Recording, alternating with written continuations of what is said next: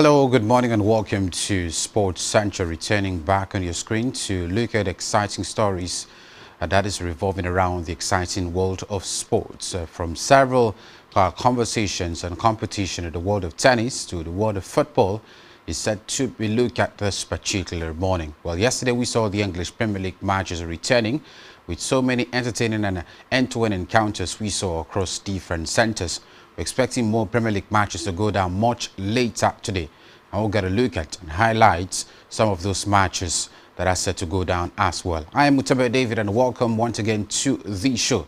Before we extensively look at what's happening in the world of sports, let's first of all bring you up to speed with big development trending in the exciting world of sports. Welcome once again.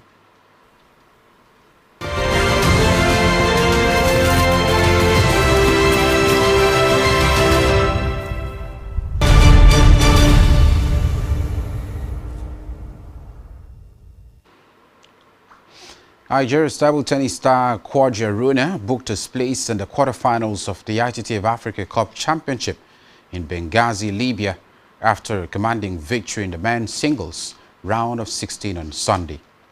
Aruna, the tournament's top-ranked Nigeria and a former ITTF World Top 10 player, brushed aside Libya's Aljaber Habib with a ruthless 4-0 win.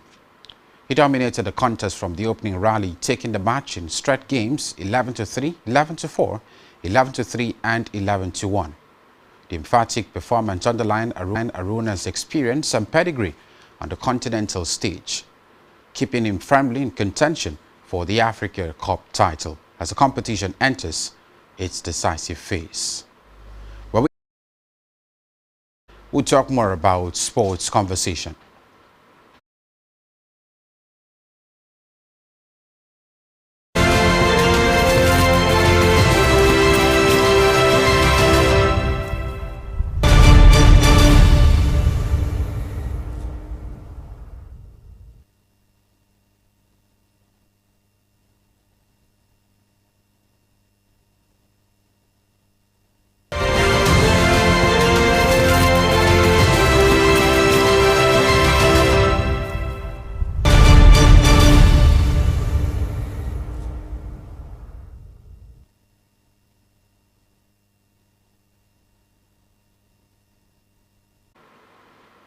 Welcome back from that short break. Martin Cilic's 600 tour level victory, which he earned against Leonard Tien on Tuesday at the Nexo Dallas Open, is a reflection of his consistency and longevity, qualities that have helped him earn a place among the modern greats across 2 decades on the ATP Tour.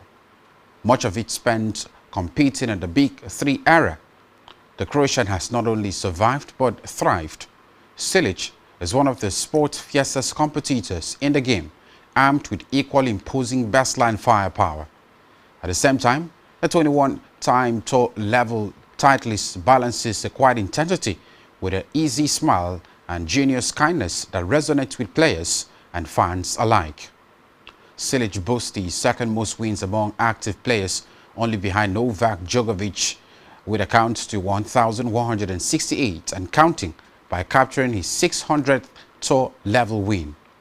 Cilic became the all-time winning just Croatian, surpassing former number 2 Goran Ivanisevic, who collected 599 tour level victories throughout his illustrious career.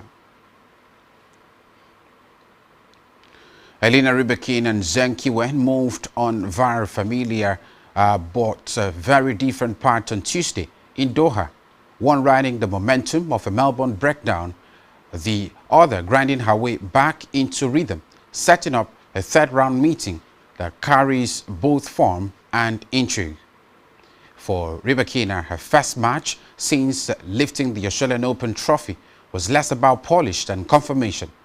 The world number 3 wasn't flawless, but the flashes of control and authority were unmistakable as she extended her winning streak to 8 with 6-2, 6-4 win over Wang Ziyu. After trailing 4 in the second set, the world number 3 won the final 4 games to close out the victory over Wang in 1 hour and 20 minutes, sealing the win with one last break of serve. It's a third straight win in as many meetings with Wang on the WTA Tour driven by Mercedes-Benz, all of them in straight sets. After a 3-set win over American Sofia Kenin in the first round, Zheng followed it up with a 7-6, 3-6, 6-2 victory over Alicia Parks on Grandstand 1, a match that stretched 2 hours and 48 minutes. It was a straight-up gritty performance from Zheng. To the world of NBA, where LeBron James' all-NBA streak came to an end and the Lakers were majorly unmanned in Tuesday night 136-108 loss to the San Antonio Spurs. James sat out because of left foot arthritis, and Luka Doncic left hamstring strain, Austin Reeves left calf injury management, Marcus Smart right ankle soreness, and Deidre Ayrton right knee soreness also did not participate. But it was especially notable for James, who sat out his 18th game of the season, making it impossible for him to reach the 65-game threshold required to be eligible for the league's annual awards. James had been named to an all-NBA team for a record-setting 21 straight seasons. And now to the world of UFC, where UFC heavyweight champion Tom Aspinall underwent surgery on both of his eyes on Tuesday as he continues to make his way back from a pair of eye bugs suffered during a fight against Cyril Gane at UFC 321 in October. Aspinall posted about the operations online in coordination with his medical team at the Optigra in London. Aspinall has not yet been cleared to resume competition, but has indicated he wants to rebook his matchup against Gane as soon as possible. Aspinall's first title defense ended in a no contest when he was unable to continue after what was officially ruled as accidental eye poke. In the months since, Aspinall has said he believes Gane committed the foul on purpose. The English champion has suffered from double vision and lack of eye movement because of damage caused by the eye poke. And now to the world of football, where Benjamin Sesko struck in the 96th minute to preserve Michael Carrick's unbeaten start as Manchester United caretaker coach and deny West Ham United a crucial win in their battle to avoid relegation. Carrick had won his first 4 games in charge, a run of victories that had been beyond his predecessor Ruben Amorim, but the sequence of wins came to an end on a rain-lashed night in East London. Carrick will, however, be grateful for a point after Thomas Soucek's strike early in the second half, but Nuno Espirito Santo's side on course for a 4th win in 5 league games. Sesko was introduced as Carrick's soft solutions in a below-par performance, and the summer signing produced a sharp finish high past West Ham keeper Mats Hermansen with seconds remaining.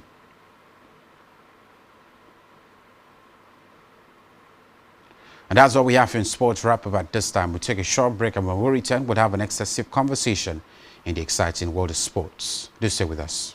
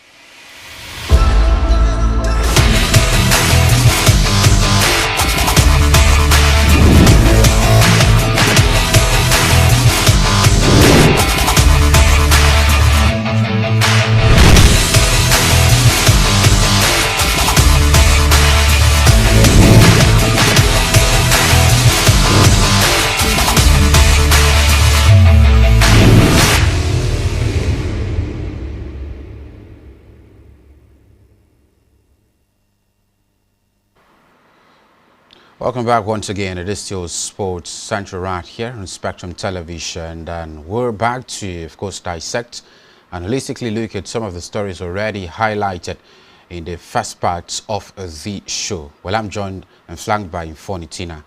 Together this morning, we'll definitely do what we've been doing over time, but this time around, fresh conversations on the plate. The Premier League, just like I mentioned in the first part of the show, returned. Not just Manchester United were in action, the likes of Chelsea were also part of the action that we saw last night. Well, both United and Chelsea drew their matches, and it looks like the tables haven't changed at the moment. Yeah, United is still fourth, while Chelsea as the number 5. 1 point separating both sides, and they're looking forward to something very handy as more matches will, of course, take place in no distant time. Well, good morning to you, Fun. A delight to return and do this with you once again. Well, excited to be back, UT. I think yesterday, when Rooney's statement about Tottenham Hotspur's fighting relegation is finally now in the limelight, because a lot of people have seen how it looks down 16th on the table. Just one place above where they were last season when Ange Postecoglou was fired. So let's see how they can survive this particular fight this season. Well, many will ask questions what exactly is wrong with Spurs. The man Thomas Frank has said he's not under pressure to be sacked when asked yesterday after the game. We'll look forward to what happens in no distant time. But let's quickly, of course, heat up the conversation with some non-football conversations before we quickly go straight to the world of football. Some top-level competitions are up and running. One of such is the Dallas Open, where the man talk about Marlon Cilic. We here joined Novak Djokovic as only active players with 600 wins. But the difference of one between Marlon Cilic and Novak Djokovic will be the number of titles won apart. When you have 600 wins, it certainly, of course, begs questions about your level of achievement in terms of laurels won individually. Yeah. But I think the man is miles behind Novak Djokovic in that. But good win for him right here, and at least something to be happy about getting it, as a matter of fact. Oh, definitely. I don't think I'd want to compare Marlon Cilic to Novak Djokovic. I think they are miles apart. Miles apart in quality. Definitely. But he's tried his best. To get up to 600 wins doesn't. It means you've not been you're not just a meager opponent when it comes to tables to come to tennis. But I think Cilic has done his part. Bulk of his career was when he was under the big three. I think probably if he started now, we've seen the likes of Taylor Fritz winning titles already. We've seen the likes of Ben Shelton winning titles. So I'm sure we could have seen Marek Cilic he would have probably won more than he has at the moment. So 600 active wins for him, I think it's something very commendable, and it shows that Marek Cilic is always going to be an all-time great when it comes to tennis. He joins the list of Croatians. Croatia is a very small country. They always have at least one superstar when it comes to sport. Look at football, they've got Luka Modric and all of that. Look at tennis now, Marek Cilic is right here. I think it shows that no matter how small a country is, they can always produce top stars, and I'm happy to see Marek Cilic still going strong despite his age. Let's see how we can end 2026. Probably a couple of titles to his name as well. Well, of course, Novak Djokovic has had more than 1,000 wins in the ATP Tour. The likes of Marlon Cilic has had 600. Stan Wawrinka stands third, according to reports right here, with 586 tour-level wins, while Gil Monfils have 583.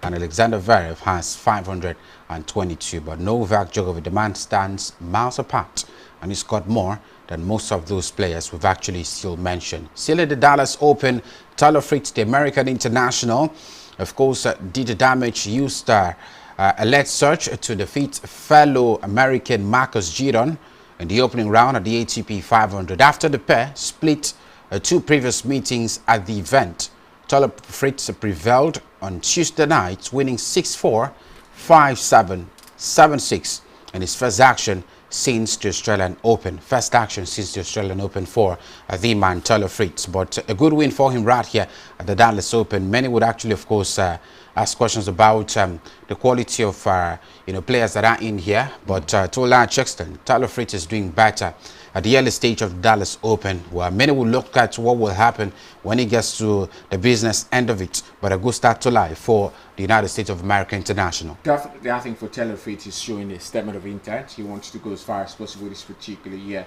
Not really a good time for him as at the Australian Open, so looking forward to bounce back. Dallas still in the United States, you know, home ground, so he's got an advantage of home ground now and trying to go as far as possible. Well, it's always going to be a tough battle for him when we've got the likes of Ben Shelton still in this particular competition. We've got lots of top superstars in this particular competition as well, so I think it's going to be he has to show his best performance if he needs to win this particular, but overall good performance for him against Giron, and hopeful to see more of that in the next round. Well, we're looking forward to see what happens. The Ben Shelton, another American great, progressed with stress set win in of course the Dallas Open over Diallo.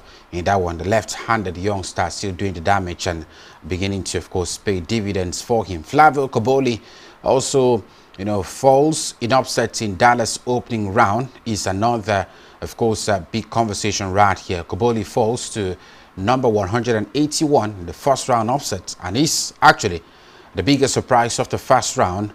Particularly in this one, the biggest surprise of the first round was a defeat of world number 20 Flavio Cobolli, and this is another of course big conversation to talk about. Well, usually we would not really talk about Flavio Cobolli in many Grand Slam events being a big upset, but right here where he's actually top seeded, or one of the top seeded in this competition, it actually catch the eyes of many to see the man being knocked out by a player who's outside the top 150 in the world. Well, I think it shows the level of Flavio Cobolli is not really yet there where he would like to be at this point, and that's why when you get big beaten in opening rounds of competitions like this, you've got a lot of work to do. We've still got other competitions, ATP 500, ATP 1000 competitions, so I'm expecting Flavio Cobolli to open up his game and get ready for those ones.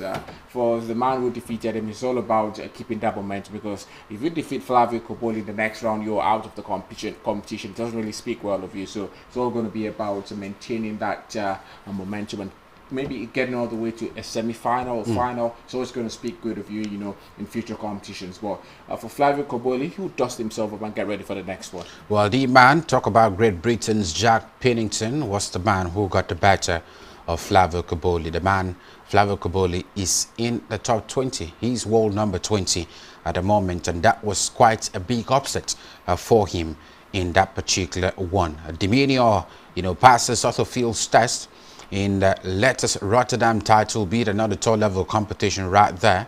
Talent Greek sports the light home crowd with win over Peshi Pericard in this particular one. Well, whenever, of course, you have a home favorite, playing a competition, there is always that level of support, and that support could also, turn into be some confidence for such player, and that's what Talent Greek Sport is enjoying in Rotterdam, Netherlands, to be precise. Yeah, yesterday we saw with Botis van der Zaljob, both absolutely Dutch internationals, and they're enjoying the home support. But I think it's gonna get them through from the opening stages. But what happens when you get to the semi-finals? I like the Rotterdam Open. I prefer to the Dallas Open because we have more superstars. Talent Greek Sport is here. Talking about Botis van der Zaljob is here as well. Arthur Fields just got defeated here. So when you look at top names like this, you always have to be at your best. You cannot afford to sleep or drop any game. So for Talent Greek Sport, good to see him advance, but with the home crowd, take him with the support, take him all the way to the finals and winning this particular one, because he can only take you as far as possible. When you get to the semi-finals, you meet people who are determined, who want to win something, and your home crowd probably doesn't mean much at that stage. So let's see how Talent Greek Sport can hold on against the best when it reaches that stage of the competition. Well, of course, the likes of Berrettini in the Argentina Open held firm and making triumphant return in Buenos Aires is a big conversation. The likes of Tabilo Serundolo, the likes of Buruchaga also advancing at the ATP 250 tour level event in the Argentina Open is still another big conversation. But away from that, now reports still in the world of tennis suggest that, or says and confirms that Roger Federer is set to play on court celebration during the 2026 Hall of Fame induction. Well, we hear the man will make a double appearance alongside other tennis legends during the 2026 International Tennis Hall of Fame induction. this man, of course, should be part of it, and of course a big celebration. As a matter of fact, there should be an exhibition battle for the man Roger Federer, who's already retired. But one to look out for, particularly for the former superstar in the world of tennis. Well, he's getting inducted into the Hall of Fame. It doesn't get bigger than that. When you have a Hall of Fame in sport, you know it's definitely for the best of the best. You don't get inducted there if you do well. So Roger Federer, I think the game is just a mere formality. Just get happy, you know, show the fans that you've still got it a little bit, and then get your induction proper. So I'm excited I'm going to watch that 2026 Hall of Fame induction. I think last year we had Rafael Nadal getting inducted. Yeah, so this year it's going to be Roger Federer. So let's see what happens. I'm very excited to see it, and hopefully we get more superstars joining in times to come. Novak Djokovic at the point, I'm sure he's going to get dropped into the Hall of Fame as soon as he drops the racket. Roger Federer, this is here. He should enjoy it. He should enjoy it, Roger Federer. It is right here, according to Fonitina. Well, away from that now into the WTA scene, and we start off with the Qatar Open, where Zheng held on in a 3-2 setup meeting with Rybakina in Doha. Well, Zheng, of course, did something very handy, and of course that was a particular competition that we saw just yesterday. Fresh off from Melbourne, Elena Rybakina was also able to be part of this particular competition. But just, I think yesterday we were talking about Zenki when, you know, playing her first game since last year, after, you know, being ruled out of injury worries. But a win for her right here. Looking forward to face Rybakina, who won the Australian Open. I think it doesn't get bigger than this. She said a big test. Yeah, she talked about it. You know, that she's ready to face the best. You know, best superstars. That she during her time out from tennis, she had to watch tennis because she could not play, so she had to watch likes of Novak Djokovic, Carlos Alcaraz, Sinner, Elena Rybakina, Rita Zabalenka as well. So she's quite ready to face them now. Rybakina is the winner of the first Grand Slam of the year, so you'd expect it to be very difficult. But there's something about winning the first Grand Slam. We saw with Madison Keys last year. After that, she was very lackluster. So I don't know if it's going to be the same for Elena Rybakina. But let's see what happens against Zheng Qinwen. But for me, I feel she's got, I think she's fresher than Rybakina. Rybakina is just coming off playing at the Grand Slam, a big tournament where she had to play against top names. But Zheng Qinwen is just fresh since September last year, so she's got more adrenaline. That's, if I might put it that way, she's got more adrenaline rushing in her veins now, and she would favor the chances of beating Rybakina. I would say if she wins this one, she puts herself up there in contention for the rest of the Grand Slams we have. Because Zheng Qinwen is always a big name. We've missed her since September last year. We've not really talked about her because she's not been available. So right now, the likes of Cody Gauff or even Fortune the Alliance at the moment should be worried that Zheng Qinwen is back on the scene and winning games. Well, of course, we're looking forward to see how far she can actually go rather in this particular competition. I mean, off the back of injury problems. Scusiareto, but lady upsetted Gauff in the Qatar Open. Another big upset right here for Coco Gauff, suffering a shock defeat at the Qatar Open. So poor in Doha, you know, I was expecting her to use this as a bounce back, but she's still losing to someone who's outside the top 50 in the world. Shows you her level is not where it's supposed to be. Last year we had her, you know, changing coaches and trying to work on her serve. We thought she had that under control, especially when she made it to the finals of the WTA finals in Riyadh. But now it's a new year, we're still seeing her struggling. I don't know, but I just hope that she gets to put her house in order. I sort some things that she needs to sort, and maybe at the end of it, the next competition, it's still early days, it's February, we still have a long year to go. It's not too late for her, still in the top 10, so definitely she got some added advantage for herself heading to competitions. So I expect her to do better sooner than later. Well, Rybakina also earned her statement win, just like we had mentioned. She won her 400th career match on the WTA Tour just yesterday, defeating Wang Ziyu 6-2, 6-4 in a game that spanned an hour and 20 minutes to reach the third round in Doha for the third year in a row. The lady is actually waxing in some level of consistency right now, fresh off the back of winning the Australian Open, the first Grand Slam of the year. Many eyes and attention is currently on the leader Rybakina, because men also looking forward to where the Kazakhstan international will be after winning the Aussie Open. Is it a flash in the pan? Will we see consistency in other top-level competitions or even the Grand Slams that are yet to come before the end of the year? But that's what it is for Elena Rybakina, the Aussie Open champion at the moment. Iga Swiatek, former world #1, powered into Doha third round, extending a WTA 1000 streak is also a very big conversation one. For last year, this lady couldn't just make it or usurp Arena Zabalenka and finishing the year as a world #1. But then she's also a top seed in this particular competition and powering into the Doha third round and extending her 1,000, of course, WTA competition winning streak is quite, of course, a big statement in this particular competition. Yeah, she defeated a wildcard Janice Chen in this particular round. So not a notable name or a big name in terms of quality right here, but a good win for the lady Iga Swiatek. Oh, definitely. I think off the back of a poor Australian Open showing for, the lady Iga Swiatek should want to do something, should want to prove her mettle. She's going to want to show that I'm not just here to be beaten by lots of superstars. So quite exciting to see her, get into the next round of the Qatar Open. Iga Swiatek is also going to be a top 10 whether you like it or not. She's paid her dues. In fact, when she was usurped this world #1, it's not because she lost games, it was because she was docked points by the WTA for not competing in competitions. And since then, we've seen her not being able to reach that status again. So it's quite sad, but I'm sure that sooner than later we'll see Iga Swiatek reach that level again. Very dominant player, when she's on the court, tries to dominate her game, always taking the her opponent to the best lines and all of that. So I'm excited to see what this year holds for her. It's still early, just like I say about other competitions. So for Iga Swiatek, she's still got yards of months available for her. This particular competition, luckily for her, she doesn't have the likes of Arena Zabalenka. Korikokov is already out, so you'd say she's the top seeded in this one, then followed by Elena Rybakina. So excited to see where she ends this particular one. Last year she only won the Wimbledon, so this year she'll be looking maybe winning 1 or 2 more Grand Slams, because it's always going to be that case for a top seeded superstar. She wants to win more than 1 Grand Slam in a year. So let's see how it unfolds for Iga Swiatek. Well, Victoria Mboko, the likes of Maran Drever, set for Adelaide final rematch in the Doha third round. They both progress to the third round of the competition. So we'll be looking forward to what happens between these two young stars in the Qatar Open. But let's quickly head straight now to the world of basketball and look at conversations over there where the San Antonio Spurs had a 136 win over the short-handed LA Lakers that ended the game with 108 points. Well, the Spurs side, they continue to work strong.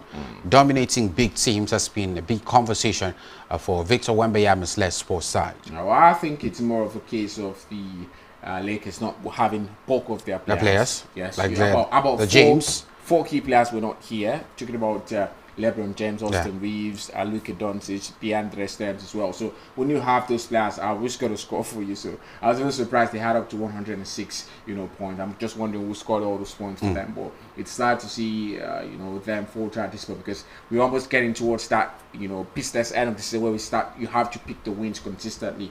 They're not yet at 40. I think they're about 32 at the moment.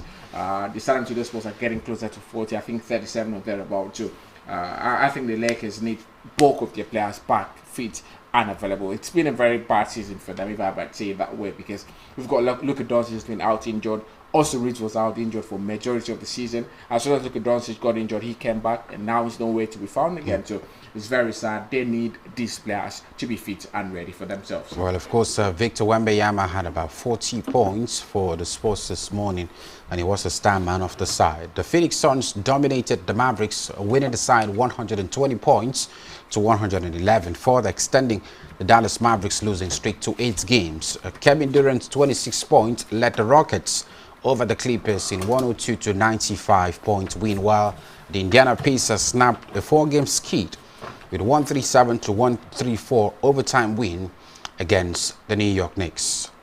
But we'll draw the curtains this morning, at this moment, to talk about the exciting world of football shortly after this break, with a whole lot of exciting conversations in the English Premier League and matches that are scheduled to go down today as well. We'll be right back after the short break. Do stay with us.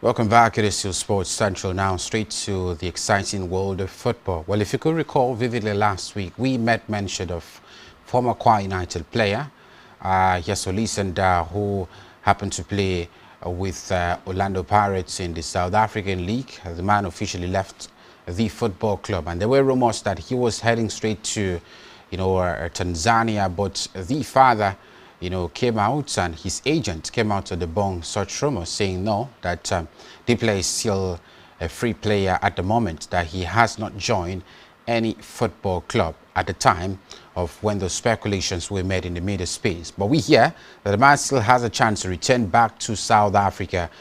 We hear that the man Olisenda, a club side in South Africa, Stellenbosch FC, are currently assessing the Super Eagles defender following his exit from Orlando Pirates in the recent transfer window.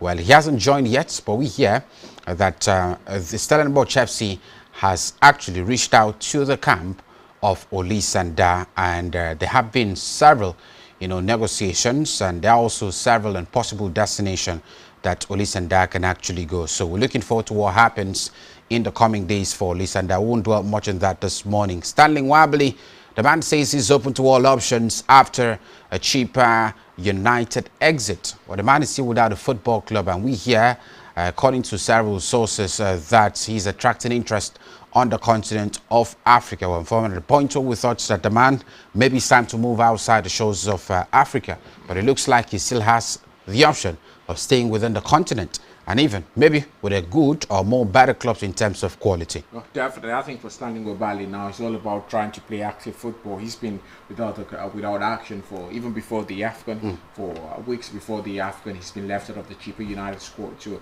at this point, I think for him, the best decision is just playing football. Now he's gotten that release from Chippa United, so no longer a player. He has the freedom to make his move, go to any club side he wants to at this point without expecting the club side to pay any fee for him. So I think that's another advantage. It cannot get any easier than that for you. So all you have to do is agree terms with a new club side, and then you just move. So I'm expecting in the next few weeks, in fact the next week, we should hear something for Stanley Nwabali, because we're already gradually winding down the season. Every league now is towards gradually getting towards the end, maybe last 15 matches or so. So Stanley Nwabali has to make a decision now, or maybe if just stay the whole season without a club side and move at the end of the season. But that would be very poor for a goalkeeper of his standards. He needs to go somewhere and play active football. Go somewhere, play active football is a big watchword rather for Stanley Nwabali. The coming days would determine where next for the Nigerian international goalkeeper. But now straight down to the conversation surrounding the English Premier League, where Chelsea drew yesterday. They let their 2-goal early lead slip off their hands as Leeds United pegged them back and restored parity to the side. Both sides shut the spurs and went level, pegging 2-2. It ended after João Pedro scored in the 24th minute of the first half. Cole Palmer converted from the penalty spot in the 58th minute, but the man Mecha and Noel Harford said no, Leeds United have to share the spurs. But the first meeting between both sides in the Premier League this season ended Leeds United thrashing Chelsea. And now the return leg, I've actually had Leeds United getting a point. So it has been 4 points taken off Chelsea in this Premier League season by Leeds United. At the point where many thought that Liam Rosenior will be able to change the dynamics for them in this game, is it looks like Leeds United have found ways of getting and of course trying to get something out of Chelsea in their last 2 fixtures of this Premier League season. Well, I think it's not every game you expect the manager to win. Come on, you'd always drop pointing. So as far as you not lose in a game, and no manager, I think it's always going to be difficult for every manager to play a whole season without losing. Only Arsene Wenger has done that in the Premier League in the whole history. So you should understand that. I think for Chelsea now, for Liam Rose, it's all about resetting, trying to find the team, getting them back, because now that they've finally dropped points, this is the first time in 5 games they've dropped points. Not considering the losses to Arsenal, so it's going to be quite difficult to try to get them back on track. But I'm sure Liam Rose has got what it takes. The players are quite ready. Yesterday they could have won that match. Cole Palmer missed the last minute to tap in front of the net, which is the center of attraction, the center of topic for a lot of people this morning. But I think Chelsea have got what it takes to bounce back from that minor setback. For Leeds United, just like I always say, when you face a team who's currently battling relegation, you have to be very, very careful because it's not they are comfortable sitting back against you. They don't want anything. Even a point against a team as tough as you would help them a lot too. Leeds United were comfortable just getting that 1 point against Chelsea, and that's how it ended. Kudos to Daniel Farke and the Leeds United boys. Well, Tottenham Hotspurs played at the Sports Stadium yesterday against Newcastle.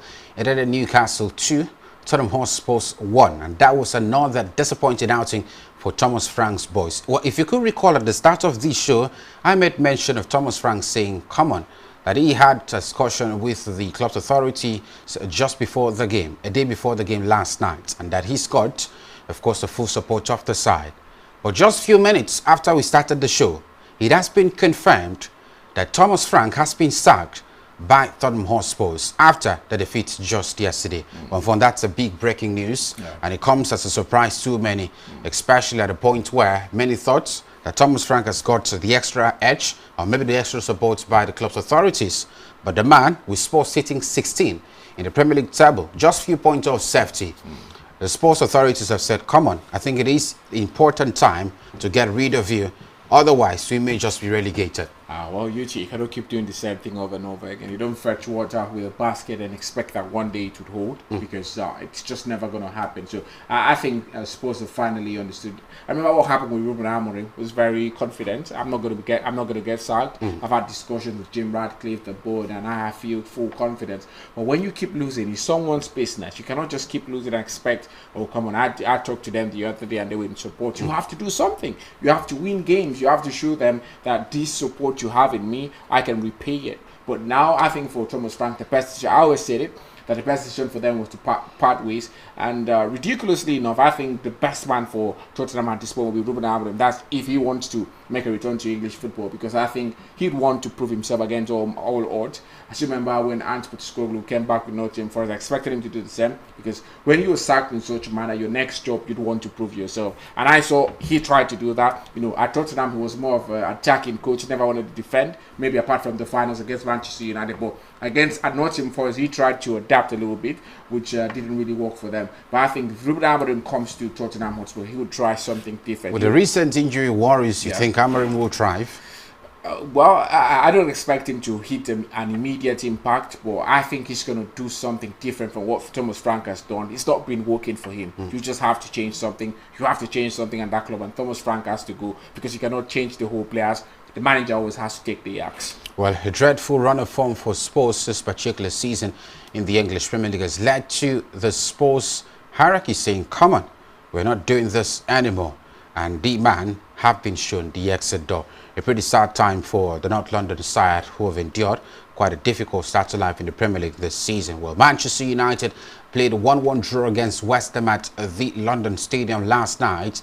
It took Benjamin Sesko, the Slovenian international, coming off the bench to salvage a point for Michael Carrick. And it is the first time since Michael Carrick was appointed as the interim head coach he's dropped a point in his first 5 games. Well, Benjamin Sesko scored at the 90+ minutes to ensure that both sides shared the spoils. But at the point where many thought it would be 5-5 for Manchester United, they couldn't just. And many would say the fair enough result for them was the draw they got yesterday. Or you wouldn't win all the games. I've said that time again. You can't win all the games. At one point, teams would find you out. But for me, the biggest problem now is for what's his name now, Michael Carrick, because trust me, other teams have watched this game against West Ham. Now it's almost as if the defender with enough structure. Exactly.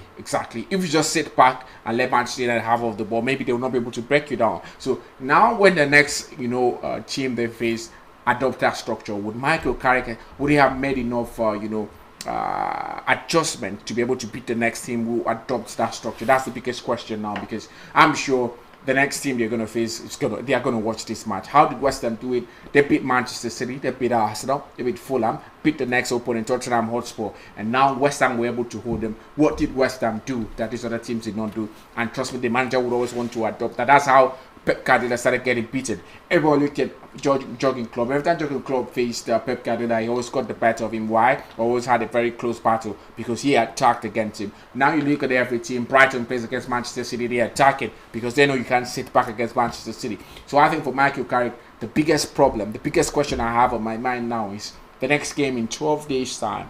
Would Michael Carrick have made enough adjustment to defeat the next opponent? Well, of course, a very big question right there, but still talking about coaches, Roberto Di Zerbi has left his role as manager of Marseille by mutual consent. This coming off the back of, Paris Saint-Germain thrashing this side in their recent exit from the UEFA Champions League following a 3-0 defeat at Club Brugge. De Zerbi took over at Marseille in the summer 2024 after leaving Brighton, where he spent just under 2 years in charge. He led Marseille in Ligue 1 last season and leaves the club fourth in the French top flight, 12 points behind leaders Paris Saint-Germain in that particular settings. But we won't dwell much on that. Maybe we'll talk about that tomorrow extensively. Harry Kane, we hear, is in intensive talks over his future at Bayern Munich. Well, today we have matches where we see Aston Villa take on Brighton. Aston Villa will be looking forward to win to capitalize on the recent points dropped by Chelsea and Manchester United yesterday. Manchester City will take on Fulham, while Sunderland will trade tackles with Liverpool. Well, I do not know which is your pick of the night later this evening. Well, I think Sunderland against Liverpool. Sunderland I get to drop a point at home, to lose at home rather this particular season. They've played big teams there, and they've still not dropped. They've still not lost this season. So I'm expecting to see the game against Liverpool. Liverpool, after losing that game against Manchester City, don't want to bounce back. But the biggest question is, Arne Slot in his press conference, he has no right back available, no Jeremy Frimpong, no Conor Bradley, Dominic Szoboszlai got the red card suspended for the next game, and he says big worry. He doesn't know who to use there. The available right back he has is Calvin Ramsey, who is a full right back, but he says he doesn't want to use the man, doesn't trust the man enough. I'm just waiting to see who plays at right back later tonight against Sunderland. Well, of course, a big test for coach Arne Slot after dropping points against Manchester City. They lost to Manchester City in their last Premier League game, so if they lose again today, it might just be another pressure being compounded on the Liverpool club side. Well, here we'll have to, of course, do justice to everything that is on the plate this particular morning.